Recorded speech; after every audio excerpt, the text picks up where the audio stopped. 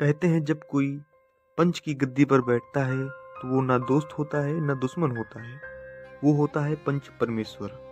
नमस्कार दोस्तों, आज मैं आपको सुना रहा हूँ हिंदी साहित्य के सबसे महान कथाकार मुंशी प्रेमचंद की कालजयी कहानी पंच परमेश्वर। गांव था एक छोटा सा, लेकिन वहाँ की दोस्ती बहुत बड़ी थी। जुम्मन शेख और अलगू चौधरी दो ऐसे मित्र थे जो एक दूसरे के बिना अधूरे थे। एक ने हज पर जाना हो, दूसरा घर संभालता था।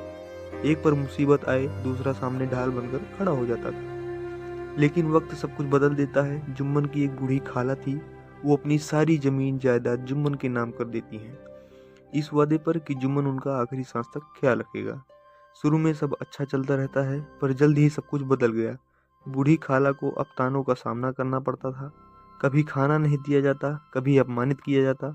जब खाला ने विरोध किया तो जवाब मिला, जमाना बदल गया है खाला, अब तुम भी समझदारी से रहो। खाला ने न्याय की ठानी, पंचायत बुलाई गई। पूरे गांव की भीड़ के सामने जब पंच चुनने का समय आया तो खाला ने जो नाम लिया सब चौंक गए। मैं अपनी पंच बनाती हूँ अलगू चौधरी को। अलगू का दिल कांप गया। दोस्ती थी जुम्मन से, पर अब जिम्मेदारी थी न्याय की। पंच की गद्दी पर बैठते ही उसकी भीतर की आत्मा जाग उठी। उसने कहा, जुम्मन, अगर तुम खाला का पालन नहीं कर सकते हो तो जमीन उन्हें लौटा दो। पूरा गांव स्तब्ध था और जुम्मन की आंख में गुस्सा था, दर्द था और एक टूटी हुई दोस्ती। समय बीता, अब परेशानी आई अलगू पर।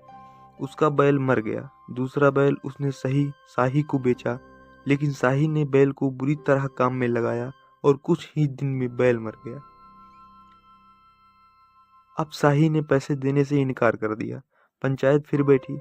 इस बार पंच बना जुम्मन शेख। गांव वालों को यकीन था अब तो बदला लिया जाएगा, लेकिन जैसे ही जुम्मन पंच की गद्दी पर बैठा उसकी आत्मा कांप उठी। उसे याद आया, पंच बनती ही अलगू ने भी दोस्ती भुलाकर न्याय किया था और अब जुम्मन ने भी वही किया। उसने कहा, पंच ना कोई दोस्त होता है न दुश्मन, पंच के मुंह से जो निकलता है वही सच होता है, वही ईश्वर की वाणी होती है। और फैसला दिया, शाही को बैल की पूरी कीमत अलगू को देनी होगी। फैसले के बाद अलगू की आंखों में आंसू थे। वह दौड़कर जुम्मन से लिपट गया। भाई, आज तुमने दोस्ती का असली अर्थ समझा दिया। जुम्मन मुस्कुराया और बोला, जब इंसान पंच बनता है तो वह खुदा बन जाता है, और यही पंच परमेश्वर है, जहाँ रिश्तों से ऊपर उठकर सच और न्याय को चुना जाता है, क्योंकि पंच परमेश्वर होता है।